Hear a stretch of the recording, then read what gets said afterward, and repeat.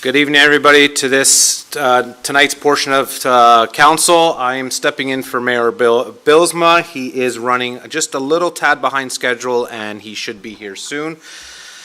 So to keep the essence of time, we're going to stand with members of the public, and we're going to start with the singing of O Canada. So I'd like all members to rise in the singing of O Canada.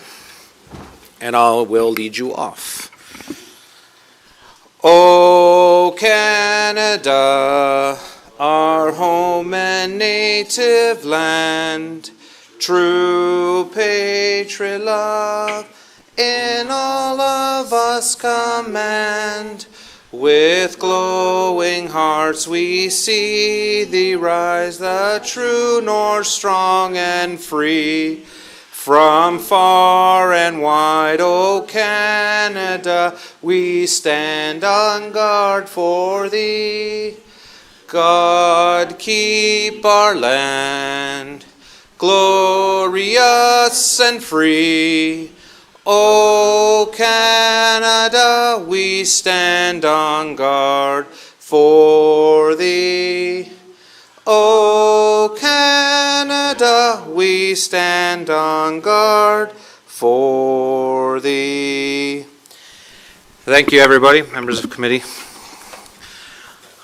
So we have a land acknowledgement statement that the town of West Lincoln, being a part of the Niagara region, is situated on treaty land. This land is steeped in the rich history of the First Nations, such as the Hattaway-Wendoronk, the Haudenosaunee, and the Anishinaabe, including Mississaugas of the Credit First Nation. There are many First Nations, Métis, and Inuit people from across Turtle Island that live and work in the Niagara region today.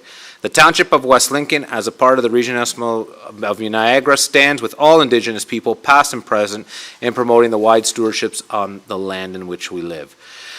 Thank you, everybody. I'd like to turn it over to Councillor Yonker for our opening petition. Go ahead, Councillor Yonker.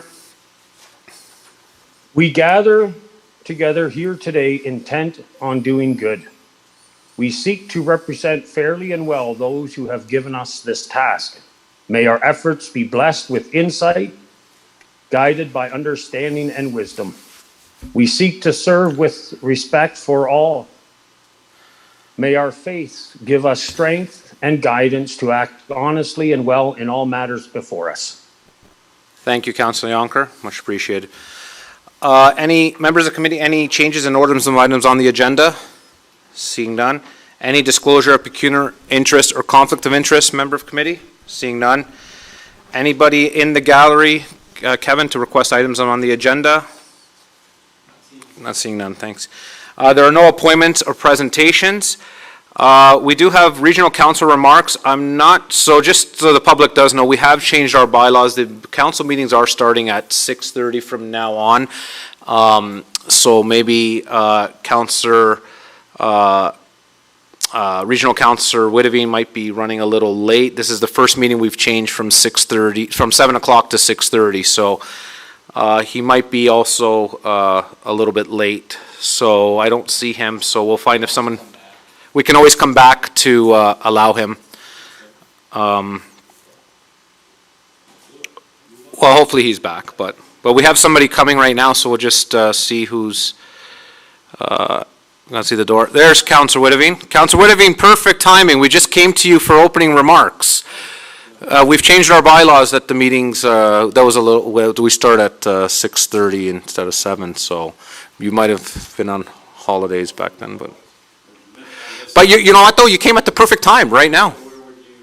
You could actually, if you want, you could even take my seat, or where Harold's seat is.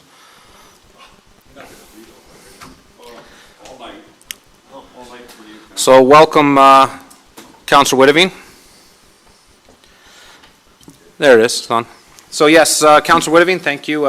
Just regional remarks from you would be great, thank you. Okay, thank you, Chair. So good evening, Mayor, members of council, staff, and members of the public. I'd like to start by giving you some updates on a couple of projects that I've been following up on at the Niagara region for the Township of West Lincoln. First, the work of the bridge replacement at Beaver Creek in Wellandport has commenced and will be completed later this fall. Secondly, the environmental assessment for the realignment of 30 Road from Yonge Street going north has been awarded. This will commence in the third quarter of this year. Notice of commencement will be issued on the fourth quarter of this year. First, the first public information meeting will identify the problems and proposed alternatives is targeted for the first part of 2023. The second public information meeting will include an alternative design construction concepts, which is targeted for later of 2023. Then the environmental assessment completion is set for the end of the year, 2023. Then the design and construction will be part of the upcoming budget and require approvals. Thirdly, some exciting news on the pedestrian crosswalk on Highway 20 in the Dennis Drive location. The Niagara region is in the final process of obtaining the land required to design and install the crosswalk, slated for early next year. I know many concerns have been brought forward to have a safe pedestrian crossing in this location for the development, but also for those that have a safe place to cross back and forth from the mall into their residence. I've had a number of requests from the agriculture community on challenges of motor vehicles sharing the road with farm equipment as we move into harvest season. In discussion with the Director of Transportation, I've requested share the road signs and speed postings on Regional Road 65, known as Silver Street. I asked for this from Bismarck to Westbrook Road, as this is where I received most of the concerns. And I would like to suggest to the Township's Public Works Department to review this also on township roads. Sharing the road is important for many of our rural community residents. So a couple quick updates from Public Works meeting. We have extended the contract with Fay Farms at the Niagara Road 12 landfill for another year, and we have an option for a second year. Also, the Niagara region is in the process of obtaining an automated speed enforcement devices to rotate within Niagara region. 2 locations have been selected in our community. One is on Town Line, the second is on Station Street. Both these locations are designated as community safety zones, which in part is part of the criteria for such a program. I will follow up on the progress of this program and keep council informed of start dates. The Niagara region is also in the process of developing a 5-year road safety strategic plan, starting in next year in 2023. So if councilors and staff have areas of concern in our community, they can be directed through this process. I will also keep you updated on when this process commences so that you may have discussion and provide comment to this strategic plan. So at the Planning and Economic Development meeting, we had a presentation discussing the front-end agreement for for the trunk water main for Phase 1 of Streamside sewage pumping station in Smithville. 90% of this will be funded through developmental charges, and we approved this in principle at the region, subject to Regional Council's approval in 2023. 2 of these projects are included in the budget, and this will service 1,000 homes in the new quadrant of growth in the township of West Lincoln. So at our Public Health and Social Services meeting, we discussed advancing of the long-term health funding policy.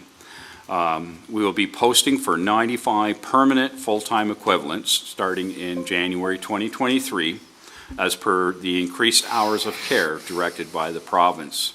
This cost will be covered by the Ministry of Health. So that's so there'll be some job opportunities for people that are interested in working in that field. And the region is also reviewing their Long-Term Care Act for updating governance for the 8 long-term care facilities that we operate.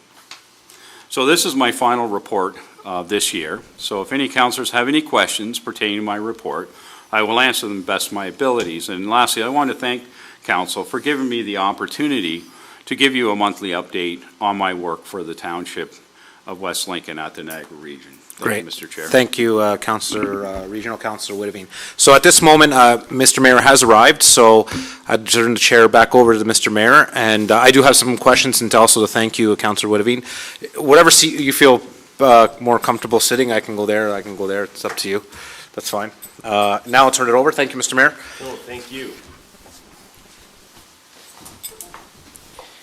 And my sincerest apologies to everyone. I know your time is valuable and I'm not used to the 7 o'clock start on a council evening, so my apologies.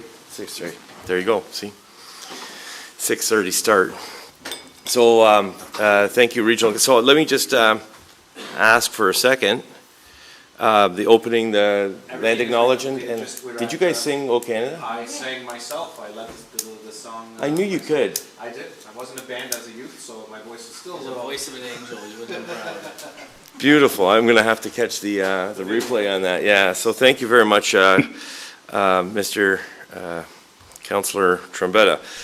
Okay. So Councillor Whittivine did his presentation, and I saw Councillor Rayner with a question. Go ahead, sir. Thank you. Through the mayor to Regional Councillor Whittivine, you mentioned about some radar control devices in West Lincoln, is that correct? Through you, Mr. Chair, to Councillor Rayner, it's their automated speed controls, and the region is purchasing them, and they are moving them around the region to areas that are in the criteria of community safety zones. If I understand that correctly, is that the one where the region had a presentation and all 12 municipalities had to agree 100% or the process didn't go through? Is that not correct? I believe so, yes. I thought Grimsby turned it down. They Oh, reconsidered. they reversed it. Yeah. Well, they reconsidered it. There's. Oh. I mean, there are a couple, just so you know. I thought it had died on the table. Councillor Trombetta. Thank you, Mr. Mayor. Thank you for your presentation, Councillor Whittivine. It was, obviously this 4 years has been really good. A lot of information and a lot of updates you've given us. It's nice that, this is the first term that we've had a regional council seat, and, I think you've done a good job of reporting on the stuff that we need to know for the region. And I'd like to thank you for that. I do got a couple questions. I guess there has been along the way, a lot of accidents have been happening lately at a bunch of these regional roads. And again, all of us are on the campaign trail. What is the best? I understand we have deferred a lot of residents, to especially Silver Street and 14, Casterville Road. There has been a lot of collisions lately, and it's been in the news a lot. There was another one at Highway 20 in Fulton. What is the best method we can, direct, or get the public to get on board with the region? Some of them, especially Highway 20, as you go further down Highway 20, there's more stoplights, and, Fulton doesn't have one. And what warrants, or what can we do to help maybe the region get warranting a stoplight? Certain four-way stops, I agree that's traffic counts don't allow that, but more of a four-way stop at Fulton, let's just say. I know that's a busy intersection there with the gas station and such, right? So what can be the best method we can reach the region, or maybe convince the region to put something there? Well, that's through you, Mr. Chair, that's an interesting question. It is, I guess from my own understanding, I see it being challenging that they would designate a stop sign there or a stop. I think what we need to do is have a louder voice to make sure that we have adequate policing, because it's posted at 80, and I can't remember. Once in a while, 80 people drive 80 there. Same as Silver Street. It becomes a nice straight road, and people tend to drive at a higher rate of speed. So just like a lot of, we'll say, traffic concerns at intersections, and it's usually with a high rate of speed. So I think we need to, bring in the staff sergeant and have to bring our concerns, because usually it's I hate to say it, the squeaky wheel gets greased, and so sometimes other communities are more vocal and do commend that the hours of policing that we probably should have in our community. And I know it's challenging. They'll set up a radar trap and everybody will behave and they'll leave and then everybody go back to their old habits. But that's not an excuse not to proceed and have that dialogue with our, with the Niagara Regional Police. Okay, great, thank you, thank you. And again, I just wanted to say thank you for obviously helping out with this on the region fund these past 4 years, Councilor Whitby, much appreciated. Thank you. Thank you, Councillor Trombetta. And Councillor Riley, you have the floor. Yep, thank you, Mr. Mayor. I guess a couple of things, I guess through you to Councillor Whitby. Just going back to the comment for the advocation for, more police in our community. That's something that we've had the police come out on multiple occasions on even motions that I brought to this council. And so one of the things that came out of one of those motions almost 2-3 weeks after the very first meeting was that they're doing that unprecedented 44 uniform officer hiring. And so my question to you, Mr. Mayor, to Councilor Whitby, have you been briefed at all through the police board or anything shared with the region of where they're at? Because last we heard, those officers were just finishing their what do you call it, their partner in training or whatever it is, and they're supposed to be getting boots on the ground and being able to, I guess, multiply instead of being with your training partner, they get to be on their own. I feel like that's part of the holdup right now is we have the lack of manpower. Have you been briefed at all where they're at that point so that we can actually get more police in our community? Through you, Mr. Mayor, to Councillor Riley, I have received the same information as you. They have finished their basic training and are out in the field.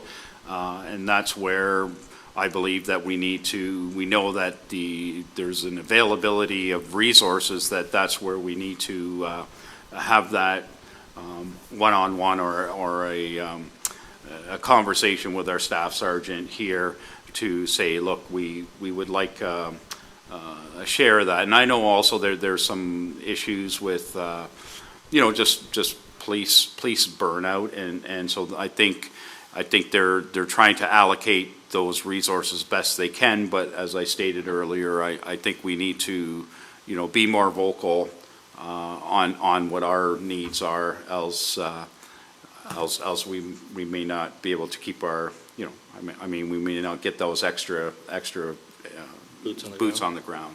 Okay, and through you, Mr. Mayor, back to the councillor. So when you say we should be more vocal, are you referring to council, are you referring to staff of the township, are you referring to the community? Like, where do we need to keep this vocalness? Is it, all fronts? Just want to make sure we kind of have that clarity so when we go and attack this, we're attacking it from the right angle. Through you, Mr. Mayor, to Councillor Riley, definitely if the community can be vocal, that validates our concerns as local councillors and also as the mayor and regional councillor to reinforce it. So, coming across with a strong voice, but I do believe residents expressing their concerns is added to the weightiness of it. Okay, perfect. The other question I have through you, Mr. Mayor, to Regional Councilor Whitby. So you mentioned about the crosswalk that's that's in the works, and I kind of missed. Did you say it was going to be early next year? Downtown there, right across. Is it Dennis Drive you were talking about?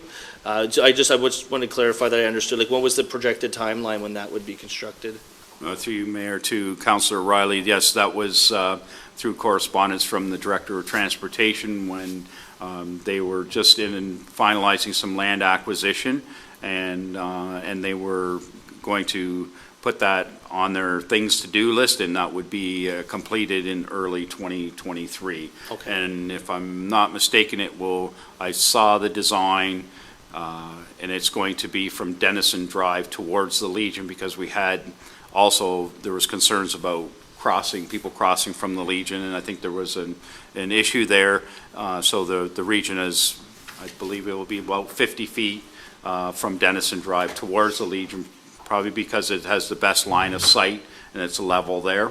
And that's where I saw that's where it will be designed and installed. Okay, and just to clarify again through you, Mr. Mayor, that's just going to be, that's not going to be an intersection, that's just going to be a crosswalk that's pedestrian triggered, or does that have the potential of also being some kind of traffic light system? And I ask because there's a tremendous amount of cars that have to come out of that area every morning, every evening when they go to and from work. As you know, you've probably been in that area campaigning yourself, so I'm just kind of curious if that, what the clarity of what that's actually going to be, as well as is there a possibility to maybe make it a traffic light area that can help with the flow of traffic on top of it? Because sometimes, even with the pedestrian crosswalk, we know that some people don't see it.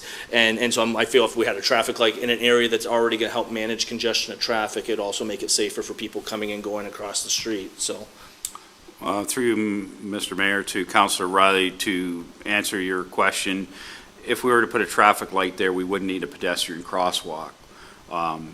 It would be my understanding that it would only be the pedestrian crosswalk. Okay. I would think through your, when the development was taking place, there would have been traffic studies done in that area. And I think at that time, it probably was not recognized as a need. And so I would think you would want to talk to your director of planning as to putting that piece, that whole application together, because I wouldn't say an assumption, but if there was a need for a traffic light there, it would have been recognized in the application of that development. That would be the best of my knowledge. Part of that survey. Okay, and then lastly, through you, Mr. Mayor, back to Regional Councilor Whittabine. I want to thank you for your service to the residents of Ward 3 over the past term. I've had the privilege to go to Toronto and Ottawa, Amo and Roma, and be able to serve in many delegations with yourself. You've been a strong advocate for our community. You've always been great and receptive to my messages. Sometimes I've called you all hours of the day and night, and you always at least sound like you're happy to hear from me. I'm sure there's times you probably weren't, but you've been outstanding to work with this term. It's been an absolute pleasure, so thank you again for your service. Okay, likewise. And Councillor Ganad. Thank you, Mr. Mayor. So, Councillor Whittabine, I also want to thank you for the work you've done. I have just a question regarding the community safety zones. I was listening to your report. I was happy to hear you say that they were being moved around. Have those units actually been purchased, or are they just in the process of being purchased? Do you know where we are with that? Like, are they ready to start putting them in some of the designated zones? Do you know that? Just trying to think of our last committee report. Yeah, I'm sorry to put you on the spot, but I've just heard from residents as well. Councillor Ganand, that the project was supposed to commence in 2023. There's a process of people get to be notified for 60 days before the camera can be turned on. Okay, thank you. So I'm not sure if they've been purchased, but we just need to start a process, which is how they install them. They just can't show up and they just Right. turn them on. You get a bit of practice is kind of what we'll call it. Everybody gets a little practice to slow down, and they'll probably get a warning in the first 60 days, and after the 60 days, then the fines will come to your house. Okay, well, we're probably more than 160 days behind where the people who live along there would like to see something happen. Apparently, the trucks are starting by the tracks and are pretty much at full speed by the time they work their way to the outside of town, where it's really supposed to only be 60. So the residents at that end are upset, and the residents coming into town are upset, again, with the speed of the traffic coming that way. People trying to get across, one lady in a wheelchair, like just lots of things, lots of complaints from residents there. So if moving forward, you think that the squeaky wheel might help, we can certainly get lots of support for any of the work being done to slow traffic on that regional road. So thank you very much, and thanks for your time through this term. You've given us good reports, and I appreciate that. You're welcome. Just a quick comment. I think in the we'll call it in the short term, before these signals, traffic control signals come into play, then we can act and ask our staff sergeant for maybe early, we'll say early or after, when we get back to work after this election, to make that a priority. I think that would be important for us and show our residents that this is still a priority for us. So thank you. And Councillor Ganane, you're done? Great. And Councillor Bradrick?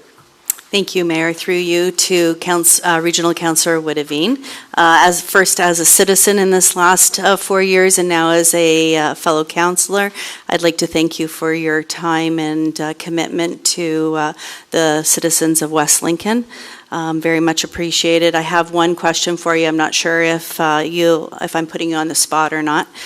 During your last update from the Social Services Committee, was there any update on how many childcare centers are opting in for the Canada-wide early learning and childcare program in the region of Niagara? Maybe even just a estimate on the percentage? Through you, Mr. Mayor, to Councillor Broderick, he'll come, just give me a second. Thank you for asking that question, and I did speak with Director Adrian Jugalee on that, on a couple other matters, and she did bring that up, and I asked, were we getting good uptake on opting into the program, and she said pretty much everybody's opting into the program. It's just a process to do that. The ones where are maybe challenged were the ones that were already challenged to retain employees. So they were waiting to fill that slate, but all that were operational were moving towards opting into the program, as we know the many benefits that it had to offer parents for daycare. So thank you for that question. That's fabulous news for the community, and that's all my questions. Thank you. Thank you, councillors. And then I might as well close by saying, Councillor Jonker, go ahead, sir. I'm here. Yeah, sorry. I just thank you as well, Mr. Woodavine, for what you've done in the past 4 years.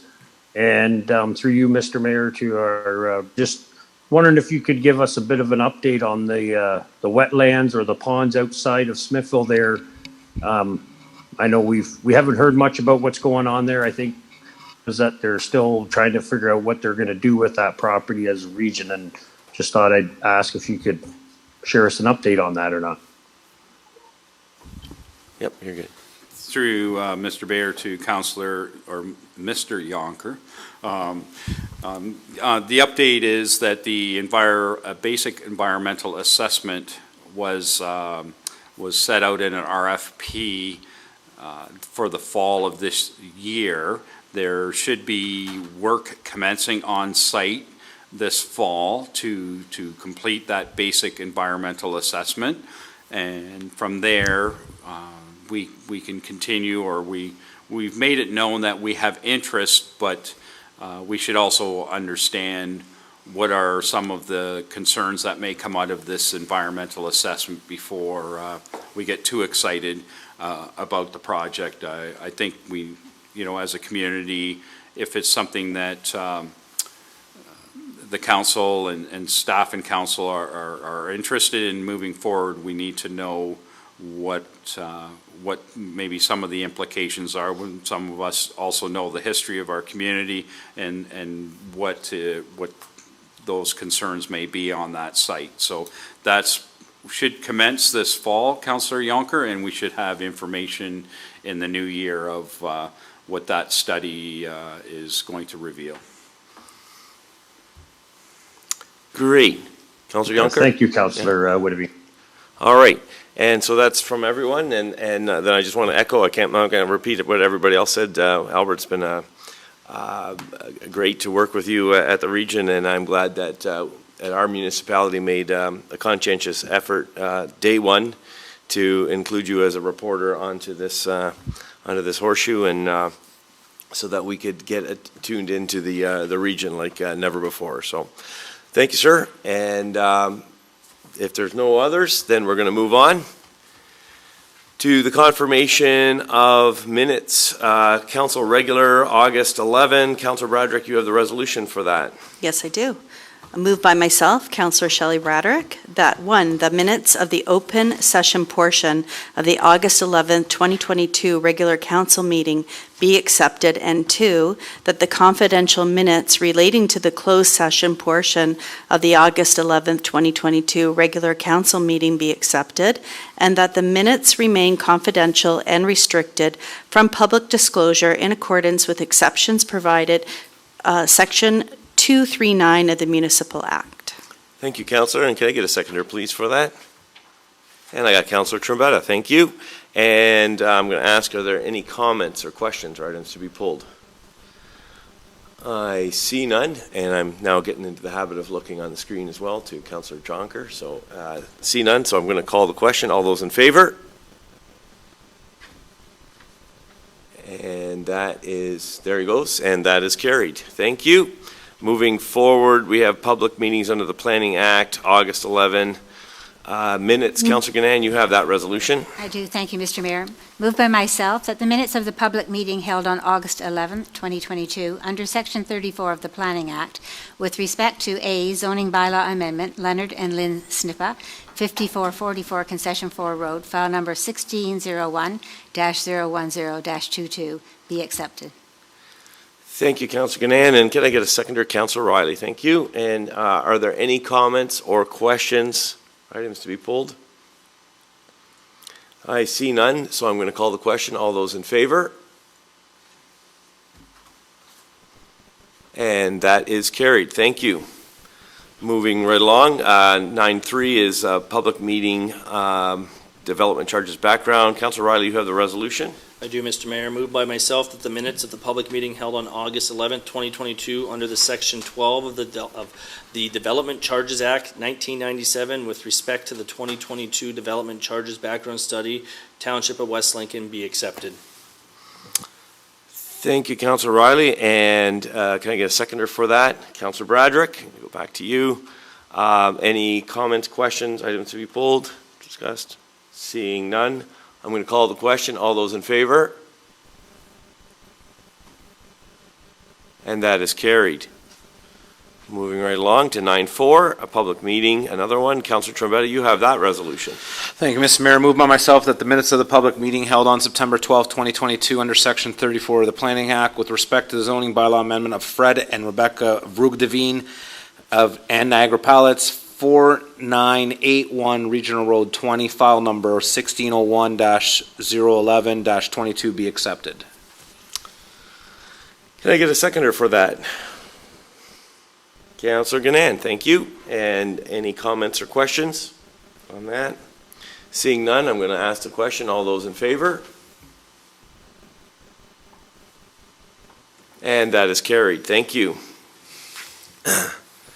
There are no communications for this evening, so I'll have the opportunity to enter in a couple of remarks. And basically, I wanted to just talk about just two things. First of all, I wanted to talk about the market and encourage us all to attend the market. It is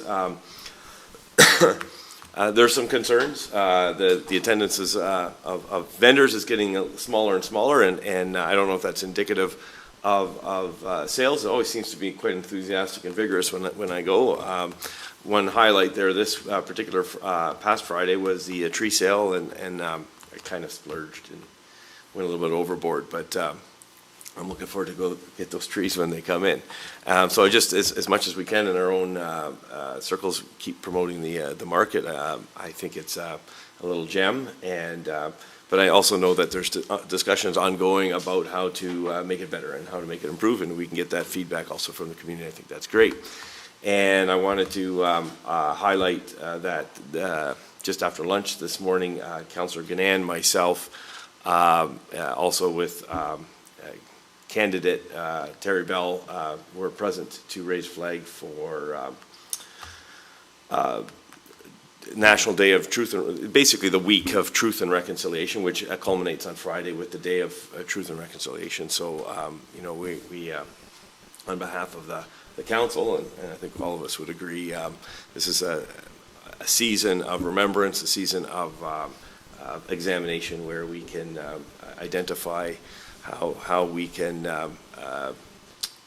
facilitate that reconciliation with our Indigenous forebears. Those are the two comments that I had. I don't know if there's any comments or questions.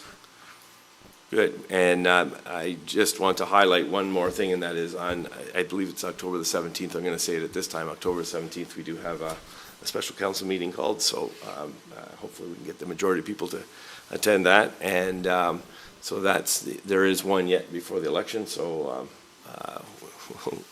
we'll leave it off there. Report of committee. 12.1 is planning and building environmental minutes, and Councillor Riley, you have the resolution for that one. I do, Mr. Mayor. Moved by myself that the minutes at the September 12th, 2022 Planning, Building, Environmental Committee meeting be accepted and that the recommendations contained therein be approved with the following exceptions, and there's currently none. Thank you, Councillor Riley. Can I get a seconder?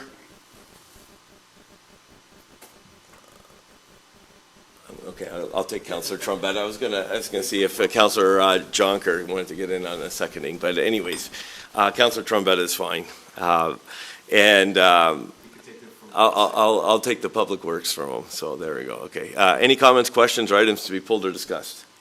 Seeing none, then I'm going to call the question. All those in favor? And that is carried. Thank you. And then we have Admin, Fire, Finance. Minutes, Councillor Trombetta, you have that one. He could have this one if he'd like, Mr. Mayor. We'll see if he wants this one. Moved by myself that the minutes of the September 19, 2022 Administration Fire Finance Committee be accepted and that the recommendations contained there and be approved with the exception of, and I'm not seeing any items pulled, Mr. Mayor. Okay, and Councillor Jonker, would you like to second that one? Yeah, good. All right. Any comments, questions, items to be pulled? I see none, so I'm going to call the question. All those in favor? And that is carried. Thank you. Public Works, Councillor Rayner, you have a resolution for this item. Moved by myself that the minutes of September 19th, 2022 Public Works, Recreation, and Rita Committee meeting be accepted and that the recommendations contained therein be approved, and there are no exceptions at this time. You did that in one breath. Can I get a seconder, please? Councillor Bradrick, thank you. Any comments, questions, or items to be pulled? I see none, so I'm going to call the question. All those in... Oh, Councillor Jonker, go ahead, sir. Were you seconding? Yeah, I was just going to say thanks to Councillor Trombetta for stepping up while I was away and chairing that for... Yeah. Great. Great, thank you. Thank you, Councillor Jonker. Okay, any other comments, questions? See none. All those in favor? And that is carried. Reconsideration and notice of motion to rescind, they're there for your viewing pleasure. We have other business tabled item. I'm just going to ask Madam Clerk, when will this one be dealt with? I mean, it can be the next meeting, or will it be the last meeting, or does it just fall off at the end of the term, Madam Clerk?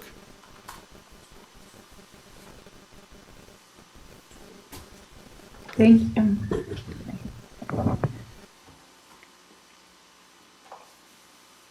Thank you, Mr. Mayor. It is my understanding that the item will stay on the agenda till the end of the term of this council, because we are waiting to hear from the region of Niagara as to, with respect to our official plan amendment that has gone there for approval. Sure. So in order for everything, to make sure that everything is in place, we are going to keep the tabled item on the agenda until we know that the region has approved our official plan amendment.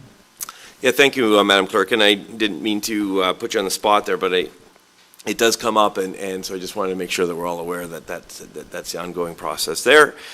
Moving on to 15.2, Director of Finance Treasurer Donna DeFilippis, recommendation report. Councillor Bradrick, you have a resolution for 15.2. Yes, moved by myself, Councillor Shelley Bradrick, that one, that recommendation report, T-26-2022, adoption of 2022 development charges bylaw dated September 26, 2022, be received for information, and two, that council approve the development charge update study dated July 22nd, 2022, and attached as Appendix A to this report, and 3, that council approve the capital projects and calculations set out in Chapter 4 of the Development Charges Update Study dated July 22nd, 2022, and 4, that council has determined that no further public meeting is required, and 5, that council approve the amending development charge bylaw 2022-77 as set out in Appendix B to this report. Thank you, Councillor, and can I get a seconder for that? Thank you, Councillor Gann. And any comments, questions on this item? Councillor Rayner, go ahead, sir. Mr. Mayor, can you possibly differentiate the difference between the report T26 2022 and the Development Charges Update Study? Are they two different reports? I can't, so I'm going to defer that to either our treasurer or the CAO. So you're looking at a development charge bylaw 2022-77, and you're asking what the difference is between recommendation report T26 to 2022. Is that correct? Did you say 77? Sorry. I want to know the difference between report T26-2022 and the Development Charge Update Study. Oh, okay, yep. In other words, the report from number 1, report T26 out of there, and the second one where it says Development Charges Update Study. Okay, so I see our treasurer on, so Director of Finance, please, if you can answer the councillor's question. Yes, through you, Mayor Bilsma, to Councillor Rayner. So the first recommendation is to accept the report where it outlines some of the changes that will be happening to the DCs that we charge. The update study, it was discussed and presented at the August council meeting, and it was posted on our website in July of 2022. And that is basically where all the information is regarding the development charges and how they're calculated. There's a background study included in that. So everything's referring to the same thing. One is the support. You can look at it that way. And one is just the report outlining the highlights to council. I hope that clarifies this. Yeah, it does. Thank you. Yeah, he's nodding. Thank you, Madam Treasurer. Any other comments or questions with respect to this? Then I'm going to call the question. All those in favor? And that carries. Then moving right along, we have item 15.3, which is my item. So I'm going to put the Councillor Trombetta back in the chair, and I'm going to just slide over to his spot and just ask us some questions.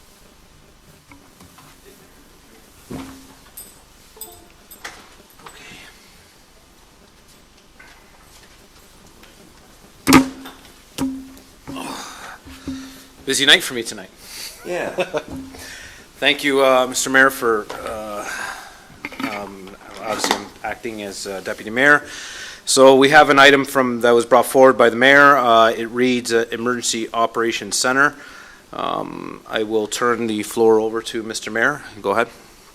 And thank you, Mr. Chair. And basically, you are all familiar with a report that came out on Wednesday, September 7th, stating that our vaccine policy was being suspended. That allowed, of course, myself to attend in person any of the municipal buildings, and I commend that as good news, to be sure, and in the right direction. But I did have a series of questions, and I thought it would be good to have them answered. So basically, I'm going to stick to the questions that I asked at that point, which are 5 questions, more or less, in 5 categories, and I think that's fair for the public's discussing. The first one, I'm not necessarily going to do them in the order, but we'll start with some of the So low-hanging fruit. do you have 5 questions, Mr. Mayor? Like, are you directing the questions to someone, like, I'm going to direct the questions to more or less to the CAO for the purposes of helping us as councillors navigate this. okay, so each question now, since there's 5, now Yeah. just for point of clarity here, it's not saying that's a lot or a little, I'm just saying so that if council would like to weigh in or Yeah. make any comments after each question, I will give the right to council to weigh in if they'd like. By all means, council, that, it's only 7 o'clock, so I will go back to you if you have multiple questions, if you do, but let's, I'm just trying to just mitigate it properly, I Mr. know. Mayor, if there is questions in the thing. So Madam CAO, if you're ready, we can, I guess, Mr. Mayor has the first question that he'd like to ask to direct to you, so go ahead, Mr. Mayor. So the simple question, when is the gallery for the public going to be open? I think it's an important part of democracy. Sir, to myself, to you, Madam CAO, go ahead, Madam CAO. So through you, Councillor Trombetta, to Mayor Bylsma, the memo that was sent to staff on September the 7th, actually it was sent to staff and council on September 7th, and that was the report that you were just referring to. It was a memo basically giving staff and council an update on some of the items. Explain that we are slowly opening our buildings and our processes, but at this point, no members of the public are going to be allowed to attend in person at this point in time. Mm-hmm. And so your question, I think, that followed that is, when, and hopefully soon, but we're just continuing to figure out our means of doing things safely. And I will add, though, that no member of the public has been prevented from attending a committee meeting or a council meeting. And in fact, in my corporate plan update in July, I was able to demonstrate through numbers how live streaming has actually improved some of our attendance. Mm-hmm. Mm-hmm. Okay, so not yet, but soon. And that's fair, Mr. Chair. I wanted to ask, so a comment that I get when I explain that the EOC is meeting, people ask, isn't the emergency over? It's over provincially, it's been over municipally. Mr. Chair, through you to the CAO. Sorry, Mr. Mayor, is this a second question? Or This is the second question. Please, yeah. just to tell you, I know Sorry, it's not a follow-up with the first question, Yeah. so she has to answer, Yeah. for clarity. So this is a second question. Go ahead, Mr. Mayor. Okay, so just that question, is the EOC still meeting, and why, if the emergency is declared over? So the question of their existence. Thank you, Mr. Mayor. To you, Madam CAO. Okay, thank you. Through you, Councillor Trombetta, to Mayor Bylsma. The EOC is not tied to the state of emergency. And you'll recall back in March 2020 that the EOC met prior to the coordinated declaration of an emergency with respect to the global pandemic. So really what the EOC is a group of, well, I shouldn't say that, it's a group. Sometimes we call it the EOC, sometimes we call it the recovery group. And it's an advisory committee which gathers to discuss coordinated operational issues that are affected by sort of unusual circumstances or issues that are beyond our normal operations. Yeah, okay, so that I wanted to ask these questions in public, so the answers are in public, but if people want to ask other questions or follow-ups, So if you're okay with that answer, Yeah. Mr. Mayor, then I do have, I think I saw Councillor Riley kind of whispering, do you want to chime in here? So go ahead, Councillor Riley. I just, I guess, follow up with what the mayor just asked. So through you, Mr. Chair, to our CEO, I think, I hear what the mayor is saying in terms of having members of the public, and they've reached out to us too, asking when the end date is. And I'm just wondering through you, Mr. Chair, to our CEO, do you have a projection of maybe when the EOC or the recovery team would no longer be necessary? I think that's really what a lot of people are curious about is if what that roadmap looks like. I don't think, obviously you can't predict what's going to happen next week, but right now on the trajectory that you guys are on, is there any kind of inkling or expectation of when you think that you won't be able to, or you won't necessarily need to meet anymore? Okay, thank you through you, Councillor Trombetta, to Councillor Riley. I wish I knew how to answer that precisely, and you will have heard in the news that many people are weighing in as to when this is over. The World Health Organization says we are on a trajectory to a decline. We aren't there yet. And I think what I need to clarify again is that these were extraordinary circumstances, sort of beyond our regular course of business. The EOC meets right now once a month, and we do it the first Monday or Tuesday if it's a long weekend, for sometimes 15 minutes, and usually our time is sort of just a quick check-in. And for those who've had the opportunity to sit in on it, it's called a business meeting, and we follow a general agenda, which is just reaching out to each of the groups that play a role in the operations of our township to see if there are any things that we need to be, any issues or concerns that have come up. So sometimes they're quick, sometimes they're not. At the next EOC, which would be scheduled for, looks like probably October 3rd, we could talk about going every 2 months. Now, if we had an emergency, like what happened to our eastern provinces, another EOC would have to be drawn to deal with those sorts of issues. So it's not it's a tool. It's a tool of people that get together to talk about the circumstances and make sure that our operations continue. So. I don't know if I'm answering your questions. I don't, because I can't really predict when this will be finite. Okay, and that's... I have to tell you that everybody would like this to be finite. Oh, and I believe that, and by no means take this the wrong way. I know that just seems to be a popular question. I get emails and phone calls about, in terms when people are kind of just looking for more clarity and understanding is there, based on the trajectory we're on, do we, know if this is going to be finished up? I think it's unrealistic, maybe based on the information you gave, that would be done this term, but is this something that, you see going another couple of years, something hopefully sooner? Again, you referred to it as an advisory committee as well to some extent, and to, I guess my other second part of that question is, do you foresee at any point where council will be back into the decision-making aspect of this? Would that at any point ever come from the EOC if they're advising yourselves what to come forward? I guess that's the other question I'm sure the mayor and other people have heard is, when does council kind of get involved in that? Can they get involved with that, or should they be involved in that? Okay, can I break that down? Sorry, yes. To Councillor Trombetta, to Councillor Riley, that's a many-part question. I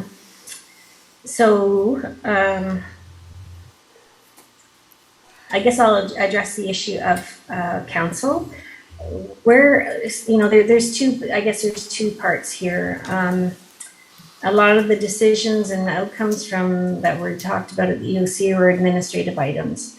And as the CAO, I needed the benefit of, and I will always need the benefit of, especially during a global pandemic, the input from the members of the operations people through the EOC, public health, and legal services. And when there are matters that are critical for council decision, they will be brought forward to council. So I can't answer when and what those issues might be, because if I could have had, as we've all talked about, had a playbook from way back, we would know better. And I think we're better prepared now for anything that would come forward. And I'm going to leave it there because I'm going to start to just wander. Okay, thank you. Again, I was just trying to look to see if there's any extra information we can relay to the residents. So that's all the questions I have for now, Mr. Thank you, Councillor Riley. Councillor Rayner, on question 2. Thank you. I guess I just have a comment. based on what I heard on the radio, our fearless, loved leader in Ottawa is relaxing all the rules coming into the country. So if anybody from anywhere is allowed to come into this country without being properly checked or monitored, I don't understand why we can't open the council chambers now. There should be no reason. I mean, if anybody can come from anywhere in the world and they're not scared of another pandemic or the fear that some variant is going to come here that hasn't been diagnosed yet, then I'm sure the people that come here to the council chambers are not from all over the world. So I would assume that we would be quite safe to bring everybody back to normal, since the federal government thinks the borders should be back to normal. Shouldn't that be kind of the precedent-setting thing? You would think the federal government is in the paper all the time telling people about vaccinations, get your shots, and all of a sudden now they're saying, hey, everything's wide open, do whatever the hell you want. So why can't we bring it to the council chambers? Why can't next council start with open council chambers through the CAO? Madam CAO? Okay, thank you. Through you, Councillor Trombetta, to Councillor Rayner. So we've all been hearing the news about the federal government's decisions, which they're suggesting are going to become effective September 30th. September 30th, yeah. And we started to hear about that last week. So it is very critical input into the decisions that we're going to be making. The other thing that I heard quite strongly through conversations about this is I guess the feds had put those controls in place to make sure that the virus wasn't being spread through crossings and so forth. And now they're sort of saying that most of the virus spread is sort of in our own localities. So those are the issues that we have to be making sure that we are standing, are creating the right circumstance to make sure that we aren't contributing to any further spread. So it is good input, and this will certainly be discussed. Okay, thank you, Councillor Rayner. Councillor Yonker? Yeah, the question and the concern I've had for a while is the through you, Mr. Chair, to the COA, is the emergency has been lifted. You are running an emergency operations center when the provincial government has declared it over, and that's what I have a lot of concerns with, and a lot of the residents are still showing frustration and questioning, why is this emergency operation center still operating when even our provincial government has said the emergency's over? And that's, I think, that's the question I have, and it's still to me, as Councillor Rayner said, it should be over, but that's my concern, and I hope we can, with this discussion, have staff realize that we need to move on from this emergency operations center. Okay, there was no question there, just a comment there. Councillor Yonker, anybody else? Okay, I just got anybody, members of committee? I do think that the announcement that did come also today should fast track a lot of things now, and I hope it does fast track a lot of things coming real soon. So, next question, Mr. Mayor. Yeah, so thank you, Mr. Chair. The next question has to do is, why is this happening at this time? And it speaks to the assumptions underlying why the vax policy went in place in the first place. But we are, and don't get me wrong, I'm very pleased as anybody to, come back into the municipal buildings. But hospitals have been overrun. The prevalent thought has been we need to have the lockdowns and the mandates to control hospitals, but they are overrun.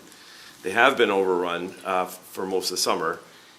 So why is this? And then even, I guess, the comment I made originally is even our own camp had to be closed early, and we had to refund the money because we had half the staff down with COVID. So why is it happening at this time? What assumptions changed from when it was instituted and it was used as a basis to protect hospitals. So I'm trying to tease out a comment there, but I'm only going to ask the question. Yeah, so I was trying to, I get that. I was trying to see what question was there with the comment. So Yeah. can you just rephrase, Again, just so rephrase it's a the why question? question. It's a why question. Why is the opening up now when the underlying assumptions that put the policy in place, in my opinion, haven't been met? It speaks to new science, so to speak, or new understanding about the vaccine's efficacy, Okay, and those so, kind of things. So that's the question. Why now, when the conditions seem to be did you, worse than before? sorry, thank you, Mr. Mayor. Did you kind of get that question, Madam CEO? Yeah, myself too. I just need a little bit more clarity. Why what, Mr. Mayor? Why? Oh, okay. So we got the memo on September the 7th. To come back into chambers, correct? To come back into chambers. Correct. With the memo for the 12th. Correct, It was going yeah. to be enacted on the 12th. And yet, the hospitals are full. COVID numbers are high. Hospitalizations are high. And yet those are the statistics that were used to implement the policy. So you're asking why was it opened on the date that the Madam CAO opened the chambers up for you? Let me spell it out. Are the prevalent conditions that were used to justify mandates, have they all been dropped? That's to the CAO? Madam CAO. Yeah. Did you get that, Madam CAO? No, could you kindly? Okay, I'll spell it out one depth further. People who were unjabbed, unvaccinated, were considered high-risk spreaders, but we now know, the CDC has reported and is widely reported, that people who are jabbed 3-4 times are as likely to spread and contract COVID as anyone else. And so I think it's legitimate. I think it's legitimate to open up. I was wanting the CAO to say that from their perspective, they're agreeing with the CDC and the NIH and all these medical associations that being vaccinated against COVID doesn't prevent the spread and doesn't prevent contraction. That's the underlying truth that's adopted all around the world. It makes sense to open up. If those two truths are to be true, then this question is towards my next two. Once we establish that the accepted general understanding is that to be vaccinated or unvaccinated makes no difference in the contraction or the spread of COVID. So I'm trying to He's asking what has changed in the risk that permits it to be open now. That I'm just looking for a proper question to ask Madam I think CAO. that's the question, though. I think that's the Okay, question he's asking. go ahead. What has changed in the risk? I think that's what it sounds Well, like. and I gave the answer. So we don't need to move on. I gave the answer. The answer is the NIH and the WHO and the Okay. and I'm not CDC. disputing your Yeah. facts, Mr. Mayor, here. That's not what I want to do. I'm just trying to direct the question as a chair I know. to the CAO, which you want the answers, right? So I guess now, because I provided what I believe to be the answer, will the CAO agree that that is in fact the reason we are now open, even though? Okay, so I really want to still establish your questions and your answers from the I CAO, know. because I'd rather her answer first, and then if you can obviously go from there after when she answers the question. So can you my please, question is- can you please ask the question? Yeah. The question I asked is, why is this happening at this time when only a couple weeks ago? Sorry, I don't have my mind plugged in. It keeps going off. Why the change? And I was asking I was expecting the CAO to say, well, because the science has changed. Let's give her a chance, and then afterwards, So Mr. Mayor. why did like, we come out at this time? What I want is ask the question, and if you have a comment after about that, then I'll allow you to comment. You kept asking, so I had to tease. Well, I was looking for the actual question. That's fine. Go ahead, Madam CAO. And if she doesn't understand, that's fine too. Okay. Well, seriously, what I'm going to do is I'm going to do a question that I think I heard, and I will answer it. Yep. And then you can tell me or ask me something else. Mayor Bilsma, through you, sorry, Councillor Trombetta to Mayor Bilsma, I do not understand what you were saying with respect to your theory, so I'm going to leave that. What I will say is that all decisions and actions that we have taken have been based on the current data. And I will say that in August, and I think you all probably read this as well in the local papers, was that the COVID counts were extremely high. And the theory behind that is the fact that, and this came from our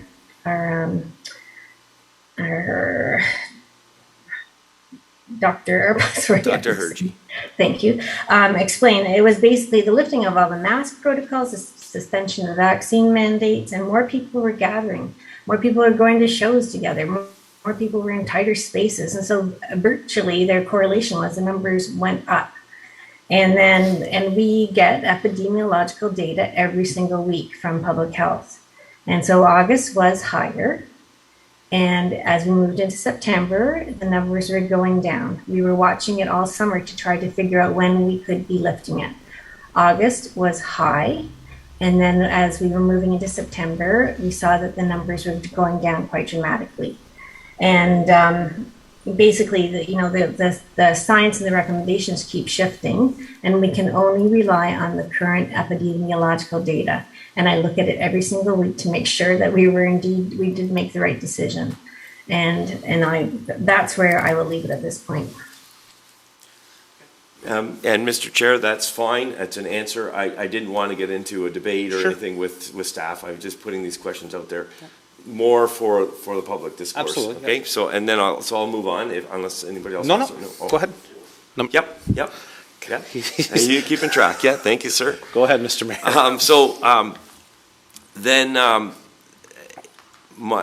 The fourth question is, will those employees that were compelled to leave or put on suspension be called back into work, and will they be compensated for their time or severance, as has been shown to be required to the workers of the city of Hamilton?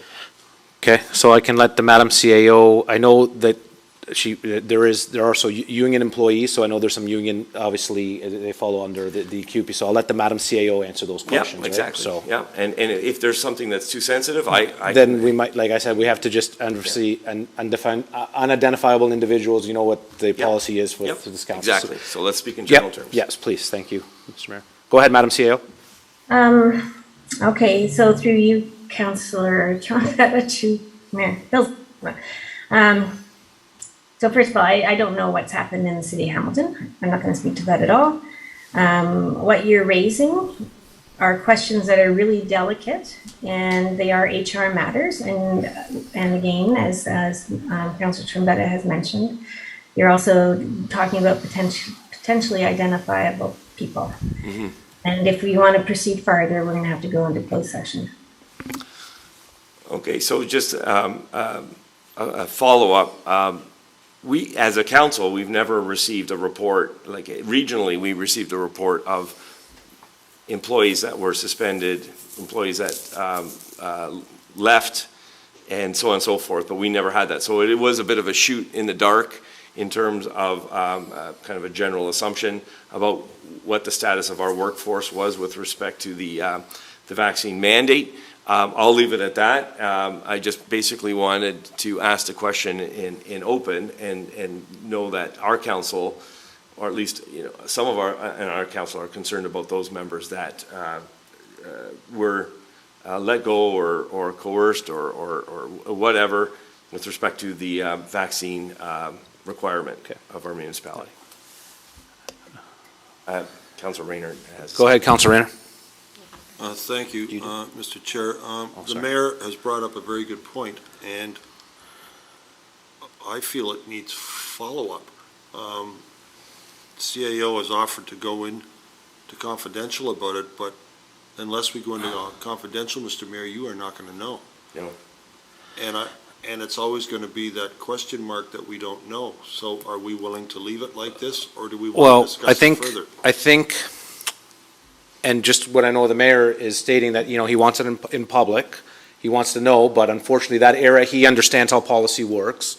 And that regardless, we go into confidential, it's not going to be for public information. So I'm not disagreeing that there's members of around this committee that agree with, or that don't say you're not making any false statements by any means. We're just saying that how, sorry, go ahead, Councilor Rayner. All I've really got to say is based on, and I do get the Hamilton Spectator, based on what was in the Hamilton Spectator, the comments from the mayor and the question he asked is a justifiable question to me. I agree that it is a justifiable question, so I will again turn it, I saw that the CAO has her hand up, so I can turn it to members. Hold on, members committee, just wait, I'm going to the CAO first. I still see you, Councilor Yonker, and I got Councilor Riley as well, so you are on the batters list. Just, we'll call you when it's time for up to the plate. Go ahead, Madam CAO. I've taken my hand down. Oh, sorry about that. Okay, I'll go to Councilor Riley and Councilor Yonker. Go ahead. So, thank you, Mr. Chair. I kind of feel like I'm hearing what sounds to be like we want to go into close, but I don't know if we're going to get all the information we require tonight by any means.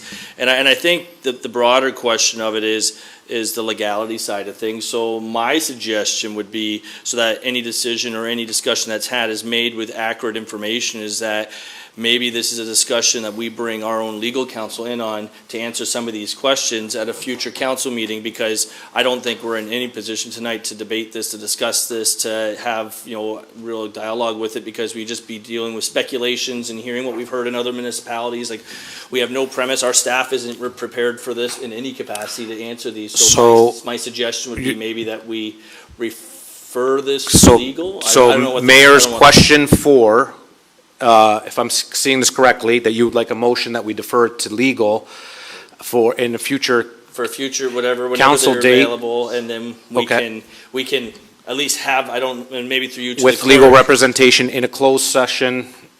Close or open? Whatever we can legally do, that if we're allowed to do it in public, great, and if we have to do it in closed because of the risk of the identifiable individuals, correct, is fine too. Right now, I think we're kind of getting ourselves in an area that we don't even know what what our responsibilities, Madam Clerk, are. And I will come to you, Councilor Yonker, just so I'm not leaving you out here. I will come to you. Madam Clerk, so you can possibly, because I can see possibly prepare a motion to come at a future council date with legal representation from our attorneys on the Mr. Mayor's question 4, which represents the status of unidentifiable individuals that have been affected from the COVID the implementation of the vaccination policy. And I have a seconder, which is Councilor Rayner. So can you work on that, Madam Clerk, and then maybe I can turn to Councilor Yonker, because he's anxious. He's been waiting patiently, actually, to get his question there. So is that okay, Madam Clerk? Yes, that's fine. Thank you. Okay. Councilor Yonker, I didn't forget about you. I was just trying to chair the meeting as best as I can. I've been. Go ahead, Councilor Yonker. I've been getting every once in a while the internet is acting. But I do see you. When you raise your hand, I do see you. Once in a while He's still in Wales. Yeah, okay. But yeah, it's just, things are breaking up a little bit, but from what I understand then,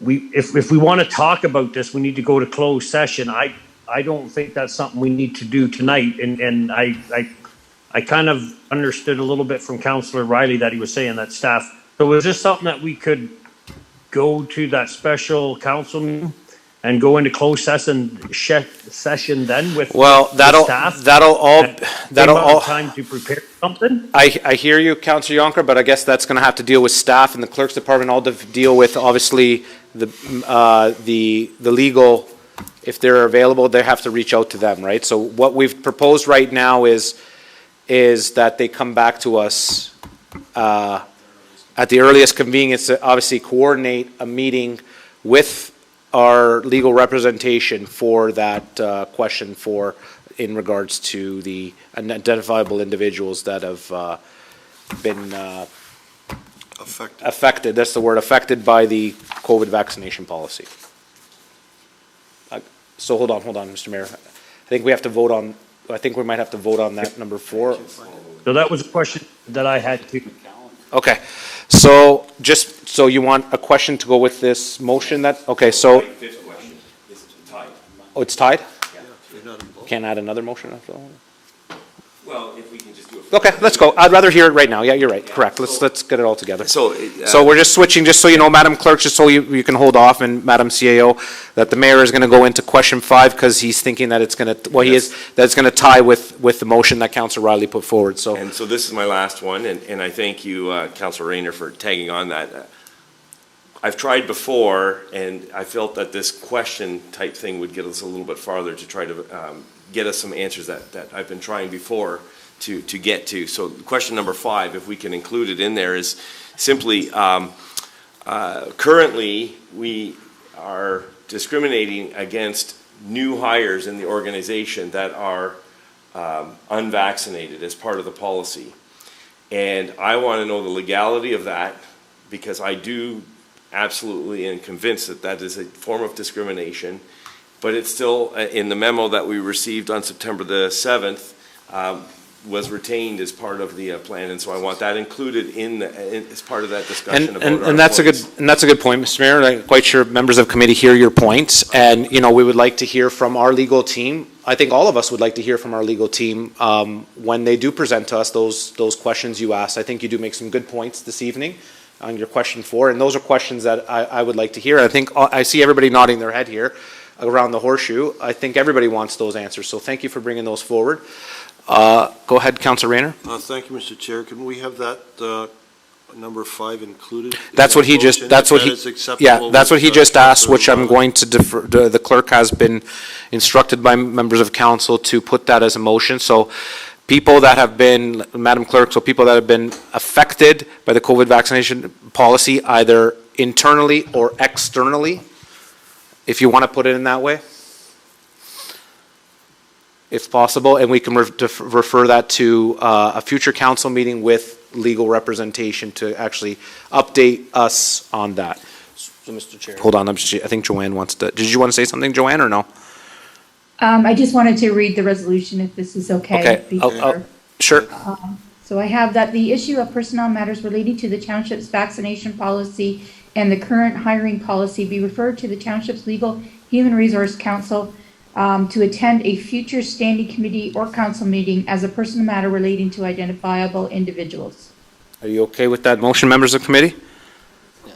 Councilor Rayner, you're blink. Does that indicate the people that have been affected by the policy thus far?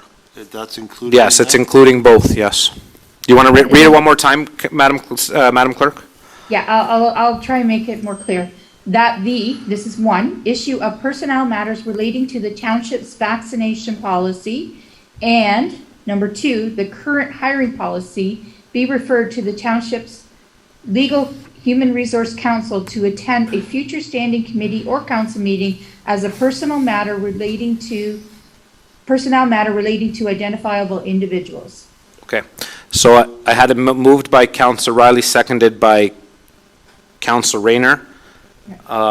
That sums up your number 5 there, Mr. Mayor, which is good, which again, I'm going to state it for the record that I see everybody's nodding their head, and a lot of members in this committee want answers to those questions, so thank you again for bringing that forward. So- Councilor Riley? Yeah, so the last thing I just wanted to mention is like, and by no means was I trying to, I guess, backpack or jump on the mayor's comments there. If he would like to move the motion himself, he's more than welcome to. I don't mind either way. My suggestion was that I felt that we were trying to get or accidentally get ourselves in a situation without having all the necessary Correct, legal advice and without understanding the ramifications that it's going to impact, whether it impacts the people we talk about or the community at large. So we'll take a mover and a seconder. I just have Councilor Rayner's hand up. Go ahead, Councilor Rayner. If the mayor is okay with this, I would still like the mayor to hang on to number 4 and number 5 if we have to read that directly to legal, so that they have, because this is not as clear as how you explained it. Well, at the time, we can read And our questions. I want to make sure that, because it was exactly the way the mayor said it, that I supported getting some Correct. answers. And this is kind of And I think all members of council wanted to support getting some answers for that as well. I'm trying to reiterate that as well. Yeah. So when that time comes, Councilor Rayner, that we will have our opportunity to actually ask the questions we want, but, you know, again, we're dealing with, obviously, the legalities of an identifiable individual, which has to have that session with members of committee and legal, right? We don't Correct. want to be limited just to those questions either, so that would be the risk. This is a much more open-ended motion. Open dialogue, correct, during that time. So we might have other questions if we. All right, there's two other factors, if I may. Sure, go ahead. Lame duck, this is not affected by lame duck? Well, that, again, will have to, no, again, it's going to have to obviously hinge on the availability of our legal. And that's the next question I lead to, as a date that can be set for this, is there any way that we will know? Wait, Well, again, they're going to have to reach out to. because it's this council that exists right now that are asking the questions, not what might be after the 24th of October. Correct, but again, we're going to have to wait. We can set a date. I don't know, but it doesn't mean, we're at the. I just don't want to get to a situation where the mayor is going to get the answers that he needs to the questions, but some of us may not be here. This should be the way it should be when we are all here now. We So ask the there's a questions. couple things that We we'll should have, meet with legal with everybody here. I agree with you totally. So we're going to have to, Madam Clerk or Madam CAO, maybe you can answer how the timeframes work for, I think that Council Rayner is looking for, possibly till we can meet, to discuss the answers to these questions that have been brought to us this evening. So this was our last scheduled council meeting, and there's a special council meeting coming up on October 17th. I'm not going to be able to attend that. I have a conflict myself personally. I don't know what our legal representative's timetable is. It is a very short period of time. And I don't know, I'm not going to answer this on the spot because there's a lot of issues that need to be considered. Okay. So Hold on, Council Rayner, then I have Council Riley. Last. Thank you, Mr. Chair. Through the chair to the CAO, what's the nature of the October 17th meeting of special council? This is special. Why can't this be included? Good point. Right or not? now, to you, Councillor Trombetta, to Yep. Councillor Rayner, I understand that the 17th is actually potentially an iffy meeting because it was a special site alteration issue, and planning staff are looking into that. And as I already mentioned, I'm not available that night, and I would love to be in attendance if we're bringing legal people to talk about something that I've been working on for the last few years. Okay, so please, Madam CAO, Madam Clerk, circle back to us at this council at your earliest convenience to get a date finalized for this committee. Thank you. Go ahead, Councilor Riley. So, thank you. And I just wanted to mention, I hear what Councillor Rayner is saying. At the same time, I'd hate to see us shoot ourselves in the foot because we're not going to get, I don't know, we might be passed off on some kind of junior lawyer or whatever the process is if our actual legal representation isn't available. These are very important questions that we need to ask, and we need to ask the head of our legal counsel, not somebody who is just available, and I think rushing it would be unjust.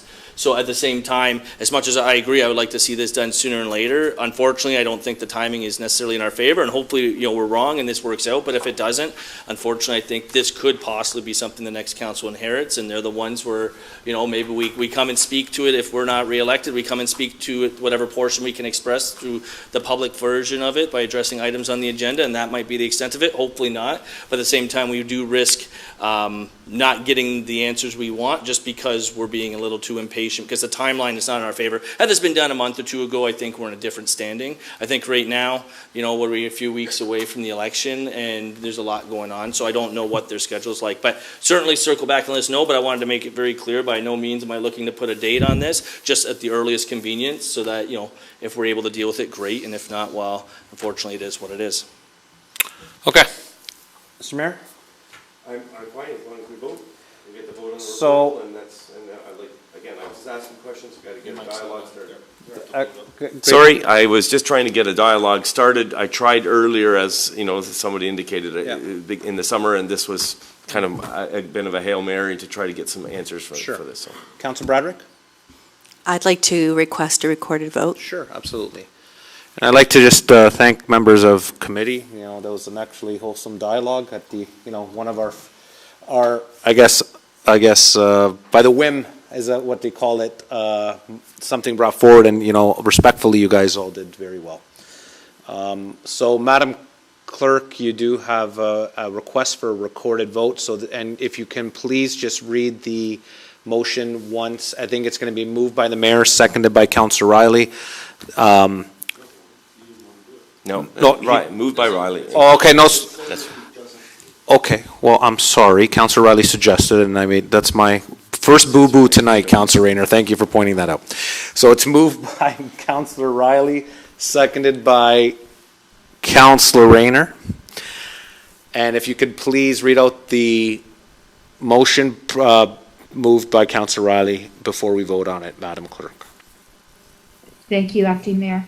The resolution reads that the issue of personnel matters relating to the township's vaccination policy and the current hiring policy be referred to the township's legal human resources council to attend a future standing committee or council meeting as personnel matters relating to identifiable individuals. Okay, I will take the recorded vote now. Councillor Bradrick. Support. Thank you.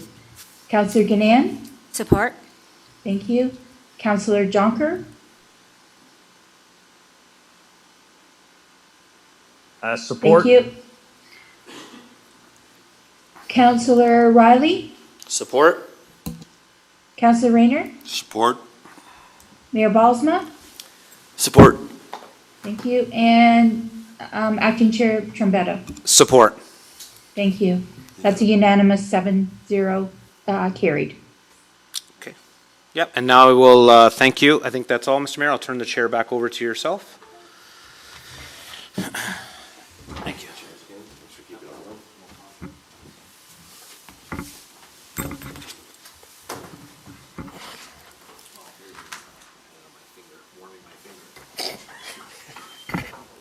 Thank you very much for filling in there. And let me just get this. Come on, there we go. And glasses up. And thank you very much, everyone, for that discussion and indulging us. And we have members of council remarks. Do any members of council have any new remarks that have not already been stated this evening? Councillor Trombetta, go ahead, sir. Yes, just tomorrow night is obviously candidates' night. Hope to see all your smiling faces there tomorrow night. I hope you guys are all in attendance. Just letting the public know that the doors open 6:30 for the public. Is that correct? We were there a little bit before. Again, this is the last term, so I wish all the members of committee, it was a pleasure being, this is the only time we can be in person, so I'm going to speak from the heart. It has been a pleasure working with all of you for the past 4 years. We've had our laughs and we've had our, no cries, but we had a bunch of laughs, and we had a collective good dialogue on a bunch of these meetings that we've had. So for the past 4 years, I'd just like to say thank you, and hope to see you all in the future, leading forward. Again, it was great being around the horseshoe for this term of council from 2018 to 2022 with all of you. And also the staff as well that's helped made these meetings go, because that's one thing. We just walk in and just sit down. So again, the staff has also been there to help us through challenging times, may I say, and and we had to adapt to some times which were tough to adapt to.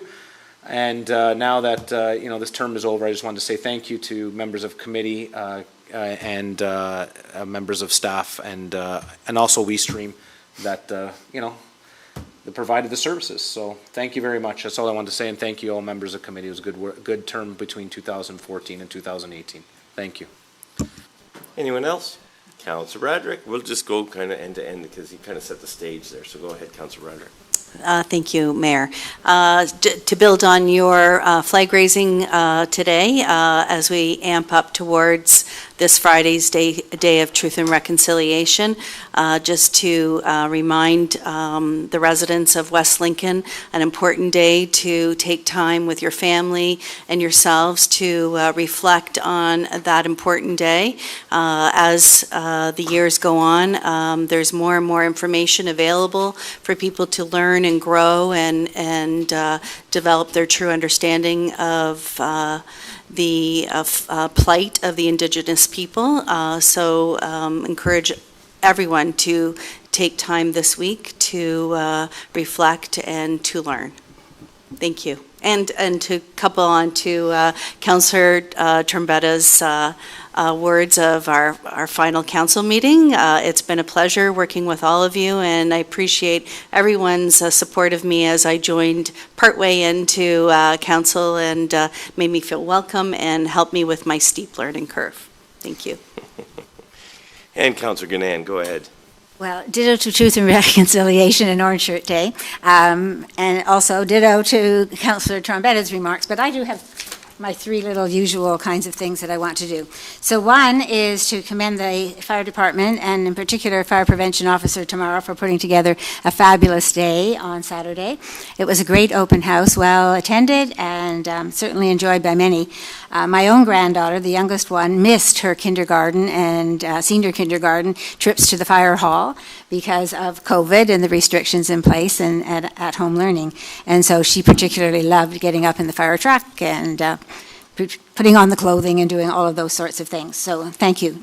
I did try to thank Tim, Deputy Chief Tim's wife, on behalf of him, and they both gave credit to Tamara, so that's why I've done that. So I'm not slighting anyone, I'm just giving proper credit to the organizer. I thought the people who've been eating Smile Cookies and Smile Cookies and Smile Cookies in the last week might want to know that we did reach somewhere around the 18,000 cookie mark. So a lot of wonderful work done by the organizers, by the volunteers who made the cookies, by the people who stood outside selling them, by the businesses and companies that ordered, and schools that ordered by the hundreds and the thousands, and certainly to Violet McDonald for the opportunity to raise funds for community care. Really, it just proved once again how generous our community is, and I thank each and every one who ate multiple cookies or bought multiple cookies. And the other thing that I thought was fabulous is at the market that again, staff were there, and so my thanks to Vanessa Hoffman for the tree, part of the Year of the Garden organization with putting together the tree sales. I think that that was a fabulous opportunity and still is ongoing for about another week, I believe, where trees can be ordered at the cost of $45 each. And if you're in, the mayor kind of referenced that in terms of his spending at the market, but I think that it's important to know that we still can order those trees that are native to our area. So, thank you very much. Thank you, Councillor Ganane. Councillor Riley. Thank you, Mr. Mayor. Yeah, actually, out of those 18,000 Smile Cookies, I know our family polished off at least 60 or 70 of those, so they're definitely delicious, and yeah, we definitely are feeling it along the midsection. I also wanted to mention that your comment earlier about the farmers market, I was there on Friday as well, and I noticed that, yeah, the numbers definitely shrunk, not just by people who are going out, but also by the vendors themselves. So it's kind of like something where we really got to stay on and keep people there, because that will keep the vendors wanting to come back and deal with more, or be part of it more and help it grow and, you know, see what the future looks like. The other thing I thought was worth mentioning is, as many of you know, with the election, you know, full swing into the campaign stuff, today was the very first day for online voting. And being given lots of questions at the door with how online voting was going to work, and that I decided that I would show some leadership and vote online and go through the experience myself, so I could give people that information, that knowledge of what that experience was like. And I have to say, it took me probably less than about 90 seconds to complete it. Put in the PIN, put in the information to verify that I am who I am, and bada bing, bada boom, I was able to cast my vote today and go through that experience. So that was, I just wanted to share that out there. I know some people, it's something brand new, and people aren't always, you know, willing to try something brand new right away, and it's, you know, brand new to our municipality, not brand new to municipalities across our province. But again, I did want to share that experience. I thought it was a very easy, a very convenient process. I also had some residents reach out to me, express the same as well. So far, nothing but good to report regarding the online voting, And so for those of you who, maybe at home there that you're unsure whether or not you want to vote online, I did it myself, and I have to admit as well, at the beginning, I was like, oh, this is, I'm at my dining room table, and I just felt like it felt great to have that little extra privacy myself. So, certainly didn't have to wait in line. Certainly didn't have to, squeeze in behind a booth to kind of cash your ballot. Then worry about you're going to drop it on the way to the machine there. So for those of you who are okay with, or interested in trying that alternative option, it's certainly worth it, especially for those who have accessibility issues who might not be able to vote in person as well. And then lastly, or not so much lastly, two more things, but one thing, tomorrow I have another Niagara Transit Commission meeting there, and we're going full steam ahead there as well, so that's starting to really take shape. And then my last comment here is going to be regarding thanking the rest of you. This is my first term on council here, and I know we had some roller coaster moments, but for the most part, I think we managed to achieve a lot. I think we managed to do a lot, especially given the circumstances that were thrown our way and what we had to do to ensure, that the community, kept moving forward despite the circumstances and despite the challenges.